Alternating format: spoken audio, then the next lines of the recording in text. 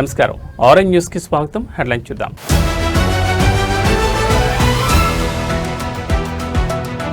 లండన్లో చంద్రబాబుతో భారత హైకమిషనర్ భేటీ. ఏపీ, యూకే యూనివర్సిటీల మధ్య భాగస్వామ్యంపై చర్చ.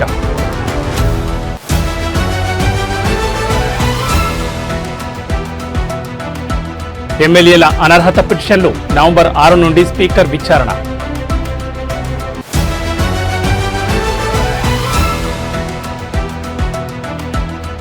మాజీ ఎమ్మెల్యే చెవిరెడ్డికి అస్వస్థత, మంగళగిరి ఎయిమ్స్ కు తరలింపు.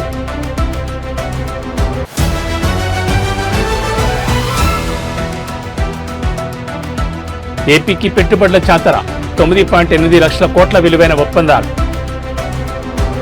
ఇక డీటెయిల్స్ చూస్తే లండన్ పర్యటనలో ఉన్న ఆంధ్రప్రదేశ్ ముఖ్యమంత్రి చంద్రబాబుతో యూకేలో భారత హైకమిషనర్ విక్రమ్ దొరైస్వామి సమావేశమయ్యారు. ఈ భేటీలో ఏపీ, యూకేల మధ్య విద్యా సంబంధాలను బలోపేతం చేయడంపై వీరు ప్రధానంగా చర్చించారు. రాష్ట్రంలోని విద్యార్థులకు ప్రపంచ స్థాయి అవకాశాలు కల్పించే దిశగా ఈ సమావేశం జరిగినట్లు తెలుస్తోంది. ఈ సందర్భంగా ఏపీతో యూకేలోని పలు ప్రతిష్టాత్మక విశ్వవిద్యాలయాలు, విద్యా సంస్థలు కలిసి పనిచేసే విషయంపై ఇరువురు నేతలు చర్చించుకున్నారు. ముఖ్యంగా 4 కీలక అంశాల్లో భాగస్వామ్యం ఏర్పాటు చేయాలనే ప్రతిపాదనపై వీరి మధ్య సంభాషణ జరిగింది. కేంద్ర ప్రభుత్వ సహకారంతో జాయింట్ వెంచర్లు ఏర్పాటు చేయడం ద్వారా విద్యారంగంలో కొత్త అవకాశాలు సృష్టించడంపై దృష్టి సారించారు. అలాగే ఏపీ, యూకే వర్సిటీల మధ్య విద్యార్థుల మార్పిడి కార్యక్రమాలను ప్రోత్సహించడం ద్వారా ఇరు ప్రాంతాల విద్యార్థులు విజ్ఞానాన్ని, సాంస్కృతిక అంశాలను పరస్పరం పంచుకునేలా చూడాలని నిర్ణయించారు. ఈ కార్యక్రమాల ద్వారా ఏపీ విద్యార్థులకు అంతర్జాతీయ ప్రమాణాలతో కూడిన విద్య, పరిశోధన అవకాశాలు లభిస్తాయని ప్రభుత్వం భావిస్తోంది. ఈ భేటీ ఏపీ, యూకే మధ్య విద్యా సంబంధాల్లో ఒక కీలక ముందడుగుగా భావిస్తున్నారు.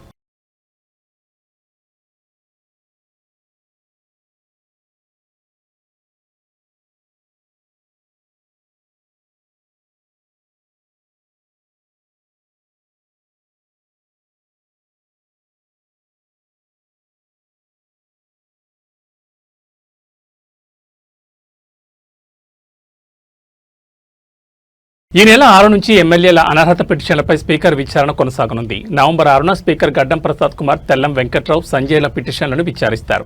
7న పోచారం శ్రీనివాసరెడ్డి, అరికెప్పుడు గాంధీల పిటిషన్ల విచారణ జరుగుతుంది. 12న తెల్లం వెంకట్రావు, సంజయ్ల పిటిషన్లపై రెండోసారి విచారణ కొనసాగనుంది. 13న పోచారం, అరికెప్పుడు గాంధీల పిటిషన్లపై మరోసారి విచారణ నిర్వహిస్తారు. రెండో విడతలో 4 ఎమ్మెల్యేల అనర్హత పిటిషన్లు విచారించనున్నారు. గత 4 రోజుల కిందట తెలంగాణలో ఎమ్మెల్యేల అనర్హత పిటిషన్పై విచారణకు శాసనసభ స్పీకర్ కార్యాలయం సుప్రీంకోర్టును గడువు కోరింది. గతంలో సుప్రీంకోర్టు విధించిన 3 నెలల గడువు అక్టోబర్ 31తో పూర్తయింది. దీంతో మరో 2 నెలల గడువు ఇవ్వాలని స్పీకర్ ప్రసాద్ కుమార్ కార్యాలయం దేశ అత్యున్నత న్యాయస్థానాన్ని కోరింది. 4 ఎమ్మెల్యేల విచారణ మాత్రమే పూర్తయిందని, అంతర్జాతీయ సదస్సులు ఉండడంతో గడువు సరిపోలేదని సుప్రీంకోర్టు తెలిపింది.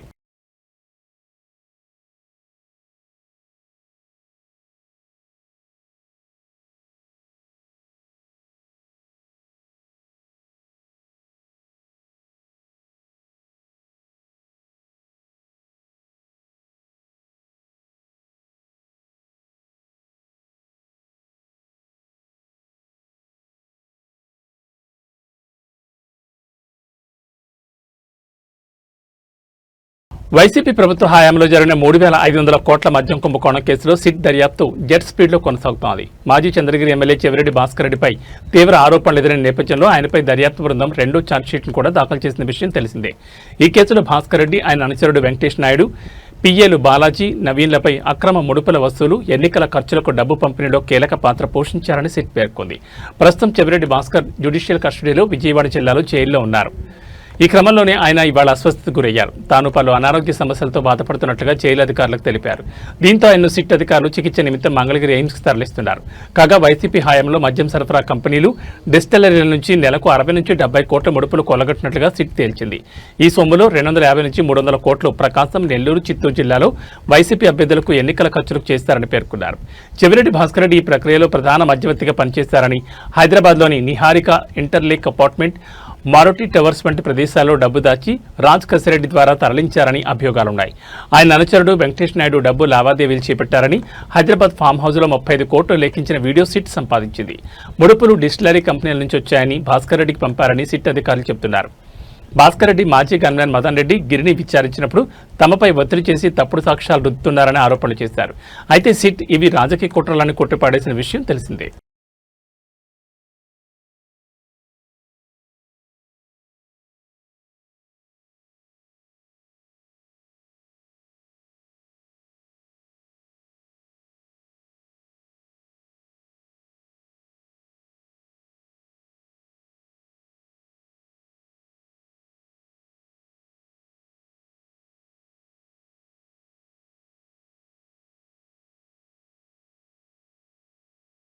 పత్తి రైతుల బాధ చూస్తే చాలా బాధాకరంగా ఉందని తెలంగాణ జాగృతి అధ్యక్షురాలు కవిత అన్నారు. రాష్ట్ర ప్రభుత్వానికి జూబ్లీహిల్స్ ఉప ఎన్నిక మీద ఉన్న శ్రద్ధ పత్తి రైతుల మీద లేదని విమర్శించారు.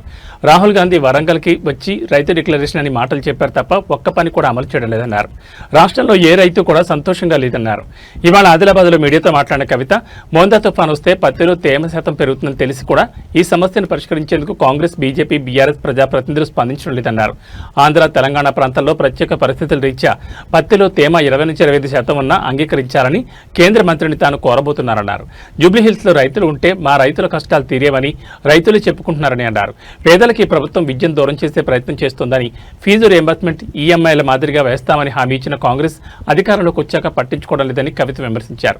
ప్రైవేట్ కాలేజీల యాజమాన్యాలు సింబాలిక్ గా కాలేజీలు బంద్ చేయాలని పిలుపునిచ్చారు. కాలేజీల యాజమాన్యాలకు తాము మద్దతు ఇస్తున్నామని తెలిపారు. మార్చి, ఏప్రిల్లో కొత్త పార్టీ అనౌన్స్ చేయబోతున్నారని జరుగుతున్న ప్రచారంపై కవిత స్పందించారు. అలాంటిదేమీ లేదని, ప్రజాబాట కార్యక్రమం ఏప్రిల్ 13న ముగుస్తుందన్నారు. ఈ 4 నెలల పాటు ప్రజల సమస్యలను అర్థం చేసుకుంటామన్నారు. జాగృతి జనం బాట పొలిటికల్ ఎజెండా కాదని, పబ్లిక్ ఎజెండాతో ముందుకు వెళ్తుందన్నారు. ఈ యాత్ర కొనసాగుతున్న క్రమంలో సంస్థను బలోపేతం చేసుకుంటామన్నారు. అనేక మంది జాగృతి పాత కార్యకర్తలతో పాటు కొత్తవారు మాతో కలిసి పనిచేసేందుకు సిద్ధంగా ఉన్నారన్నారు.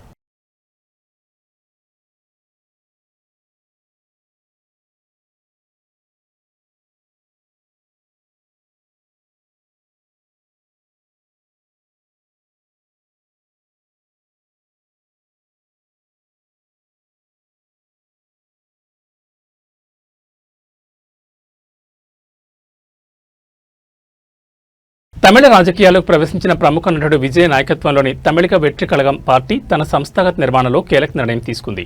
పార్టీ ఆధ్వర్యంలో నిర్వహించే సభలు, సమావేశాలు, ప్రచార కార్యక్రమాల్లో జన నియంత్రణ, ప్రజలకు భద్రత కల్పించేందుకు తొండర్ అనే పేరుతో ప్రత్యేక విభాగాన్ని ఏర్పాటు చేసింది. సెప్టెంబర్ 27న కరూరులో విజయ్ నిర్వహించిన రోడ్ షోలో భారీ తొక్కిసలాట జరిగిన విషయం తెలిసిందే. ఈ దుర్ఘటనలో 41 మంది మరణించగా 60 మందికి పైగా గాయపడ్డారు. ఈ విషాదం నేపథ్యంలో భారీగా తరలివచ్చే జనసందోహాన్ని నియంత్రించేందుకు సరైన వ్యవస్థ లేకపోవడమే ప్రధాన కారణంగా పార్టీ గుర్తించింది. డీఎంకే, ఎండీఎంకే వంటి పార్టీల తరహాలో తమకు ఒక శిక్షణ పొందిన వాలంటీర్ల బృందం అవసరమని భావించి తొండర్ అని ఏర్పాటు శ్రీకారం చుట్టింది. ఈ కొత్త విభాగం పార్టీ కార్యక్రమాల సమయంలో జనసమూహాన్ని క్రమబద్ధీకరించడం, భద్రతా వలయాలు ఏర్పాటు చేయడం, స్థానిక పోలీసులు, వైద్య బృందాలతో సమన్వయం చేసుకోవడం వంటి బాధ్యతలు నిర్వర్తిస్తుంది. దీనికోసం ఎంపిక చేసిన పార్టీ కార్యకర్తలకు శిక్షణ ఇచ్చే బాధ్యతను 7 రిటైర్డ్ సీనియర్ పోలీసు అధికారులు చేపట్టారు. వీరిలో రిటైర్డ్ ఏడీజీపీ విఏ రవికుమార్ సహా పలువురు డీఎస్పీ స్థాయి అధికారులు ఉన్నారు. జనసమూహాన్ని నియంత్రించే మెలకువలు, భద్రతా ప్రమాణాలు, అత్యవసర పరిస్థితుల్లో స్పందించాల్సిన తీరుపై వీరు ప్రత్యేక శిక్షణ ఇస్తున్నారు. 2026 అసెంబ్లీ ఎన్నికలు లక్ష్యంగా చేసుకుని పార్టీని క్షేత్రస్థాయి నుంచి బలోపేతం చేసే వ్యూహంలో భాగంగానే ఈ నిర్ణయం తీసుకున్నట్లు పార్టీ వర్గాలు చెబుతున్నాయి. మా పార్టీ క్రమశిక్షణ, వ్యవస్థాగత పనితీరుకు మారుపేరుగా నిలవాలని అజయ్ ఆకాంక్షిస్తున్నారు. మా కార్యక్రమాలు ప్రజలకు సురక్షితంగా ఉండేలా తొండరని చూసుకుంటుందని ఓ సీనియర్ నేత వివరించారు. ఈ విభాగంతో పాటు 65 జిల్లాల్లో విద్యార్థి, మహిళా విభాగాలు కూడా పార్టీ ఆఫీస్ బేరర్లను నియమించింది. ఇటీవల తమిళనాడు వ్యాప్తంగా విజయ సభలకు రికార్డు స్థాయిలో జనం తరలివస్తుండటంతో వారి భద్రతకు ఇలాంటి పటిష్టమైన యంత్రాంగం అవసరమని పార్టీ భావిస్తోంది.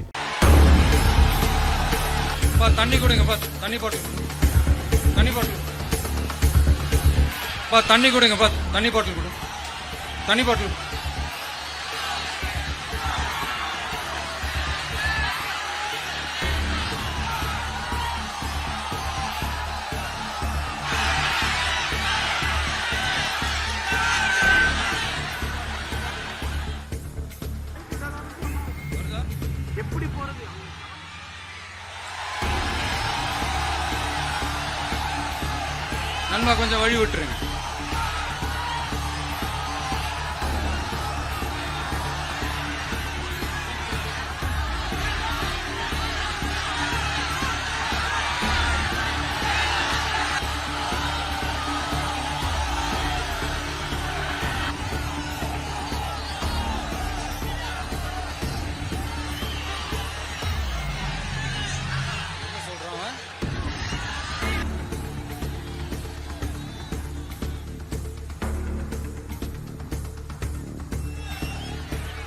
ఉదయ ఆంధ్రప్రదేశ్లోని పలు జిల్లాల్లో తేలికపాటి నుంచి మోస్తరు వర్షాలు కురుస్తాయని అధికారులు తెలిపారు. ప్రజలు అప్రమత్తంగా ఉండాలని సూచించారు. ఆంధ్రప్రదేశ్లోని పలు జిల్లాల్లో మంగళవారం పిడుగులతో కూడిన వర్షాలు కురిసే అవకాశం ఉందని ఏపీ విపత్తుల నిర్వహణ సంస్థ ఒక ప్రకటనలో వెల్లడించింది. ముఖ్యంగా కోనసీమ, తూర్పుగోదావరి, పశ్చిమ గోదావరి, కృష్ణా, బాపట్ల, పల్నాడు, ప్రకాశం, నెల్లూరు, అనంతపురం, చిత్తూరు, తిరుపతి జిల్లాల్లో అక్కడక్కడ తేలికపాటి నుంచి మోస్తరు వర్షాలు పడతాయని పేర్కొంది. మిగిలిన జిల్లాల్లో తేలికపాటి జల్లులు కురిసే అవకాశం ఉందని తెలిపింది. వర్షం కురిసే సమయంలో ఉరుములు, మెరుపులు కూడా ఉంటాయని, ఆ సమయంలో ప్రజలు సురక్షిత సురక్షిత ప్రాంతాల్లో ఉండాలని, పొలాల్లో పనిచేసే రైతులు, కూలీలు చెట్ల కింద ఆశ్రయం పొందొద్దని స్పష్టంగా హెచ్చరించింది.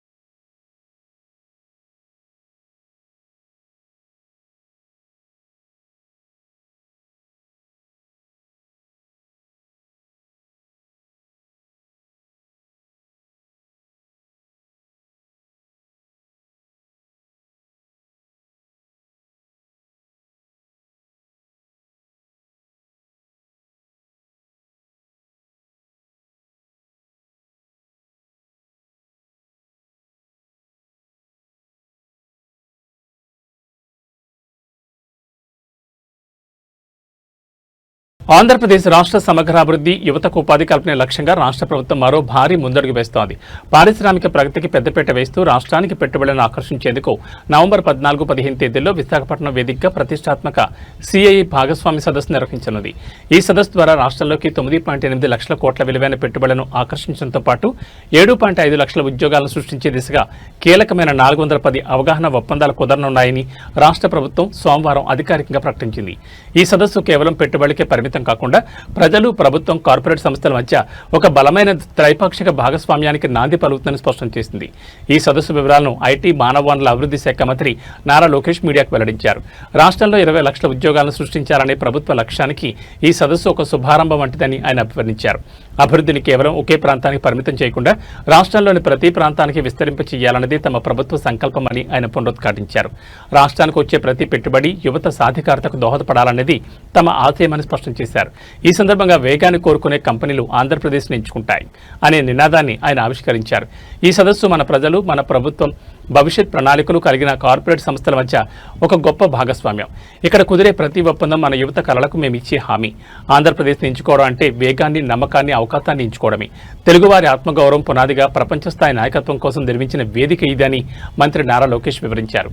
అంతేకాకుండా ఒప్పందాలతో పాటు రాష్ట్రంలో వికేంద్రీకృత అభివృద్ధిని బలపరుస్తూ 2.5 లక్షల ఉద్యోగాలను సృష్టించే 2.7 లక్షల కోట్ల విలువైన ప్రాజెక్టులకు శంకుస్థాపన కూడా చేయనున్నారు. నవంబర్ 14-15 మేము సిఐ పార్ట్నర్షిప్ సమిట్ విశాఖపట్నంలో ఏర్పాటు చేస్తాం జరిగింది. పార్ట్నర్షిప్ సమిట్ అనేది కేవలం పెట్టుబడులకే కాదు, అక్కడ మేము పెద్ద ఎత్తున చర్చలు జరుగుతాయి, కనెక్షన్స్ ఏర్పడతాయి. Industrial leaders, investors, innovators, policy makers అందరూ విశాఖపట్నానికి వచ్చి రాబోయే డికేడ్ లో ఎలాంటి టెక్నాలజీస్ రాబోతున్నాయి, ఎలాంటి మార్పులు రాబోతున్నాయి, ఆ మార్పుల్లో ఆంధ్ర రాష్ట్ర పాత్ర ఏంటి, ఆంధ్ర రాష్ట్రం ఏం చేస్తే బాగుంటుంది, భారతదేశం కూడా ఏం చేస్తే బాగుంటుందని చర్చించే వేదిక. అందుకే మేము పార్ట్నర్షిప్ సమిట్ అన్నాం, ఇన్వెస్టర్ సమిట్.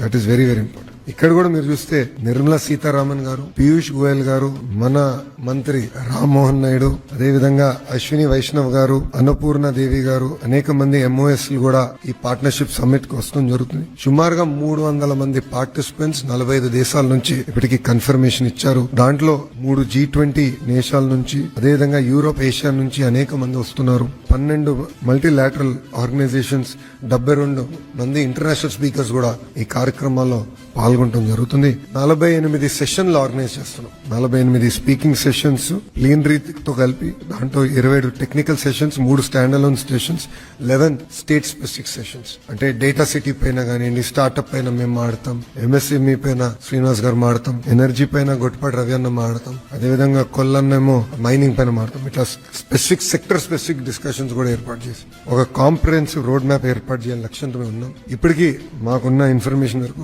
410 MOUs మేము సైన్ చేయబోతున్నాం. దీంట్లో 9.8 లక్షల కోట్ల పెట్టుబడి, తద్వారా 7.5 లక్షల మంది నిరుద్యోగ యువకులకి ఉద్యోగాలు, ఉపాధి కూడా రాబోతుంది. గచ్చిబౌలి టీఎన్జీఓ కాలనీలోని కో లివింగ్ రూమ్స్ లో పోలీసులు మెరుపుదాడులు చేశారు. డ్రగ్స్ పార్టీ చేసుకుంటున్న 12 మందిని ఎస్ఓటీ పోలీసులు అరెస్ట్ చేశారు. కర్ణాటక నుంచి డ్రగ్స్ స్మగ్లింగ్ చేస్తున్న గుత్తా తేజతో పాటు మరో నైజీరియన్ హైదరాబాద్ యువతకు అమ్ముతున్నట్లు గుర్తించారు. ఈ రైడ్స్ లో 6 డ్రగ్స్ పెడ్లర్స్, 6 కన్జ్యూమర్స్ ను అదుపులోకి తీసుకున్నారు. MDMAతో పాటు గంజాయిని స్వాధీనం చేసుకున్నారు.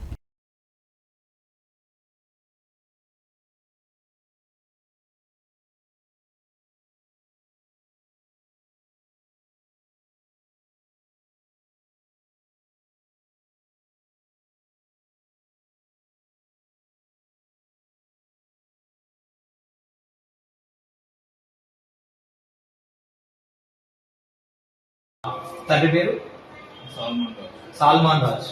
ఓకే, ఎక్కడ ఉంటారు? లేదు, ఎక్కడ ప్రాపర్? ఆంధ్ర తెనాలి. ఇక్కడ ఇది ఏరియా ఏమంటారు? విషయాబాద్. ఏం చేస్తుంటారు? గాంధీలో మీకు ఏంది స్పెషలైజేషన్? Forensic medicine. మీ దగ్గర కొద్దిగా గంజాయి డ్రగ్స్ ఉన్నాయని మాకు ఇన్ఫర్మేషన్ ఉంది. మేము సెర్చ్ చేసే కంటే ముందు మీరే ఓపెన్ గా చూపించండి. ఉన్నాయా? చూపి.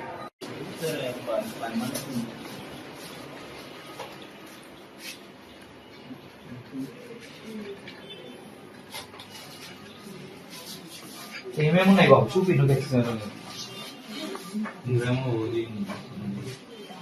ఓజీ ఎంత ఉంది? ఓజీ పౌండ్స్ అంటే 14 గ్రామ్స్. 14 grams sir. ఇదే కదా ఓజీ? అదే OG sir. Ganja, hybrid ganja. Yes sir. Sir అది మరి ఇందులో ఏమో మెత్, ఇంకో ఇదేమో meth sir. Cocaine, meth and cocaine ఉంది సార్. Okay, meth sir. అది MDMA. MDMA sir. Okay, white colour ఇంకొక ఐటమ్ ఉంటుంది సార్, అది కోక్. కోక్ కూడా ఉందా? ఇదేనా? అది కోక్. ఇది కోకా? Yes sir. ఓకే, MDMA, ఇవన్నీ కోక్. ఇవన్నీ అంటే రోల్ అంటే స్మోక్ చేయడానికి ఇదే అల్ల అవుతుందా? ఓకే, ఇదేంటిది బాబు? ఇవి THC గమ్మీస్ సార్. గమ్మీస్ ఏమంటారు వీటిని? THC gummies. THC gummies. Okay, దేనితో ఉంటది బాబు అది? సార్ అవి నేను 2.5 ఇవి ఇవి papers, LSD papers. LSD papers. Yes, sir. 4, 4, 8, 10. 10 sir. అందులో అవి వేరే సేమ్ LSD పేపర్స్ కానీ డిఫరెంట్. ఎన్ని ఉన్నాయి? 2? ఒకటి సార్. ఒకటి. ఓకే,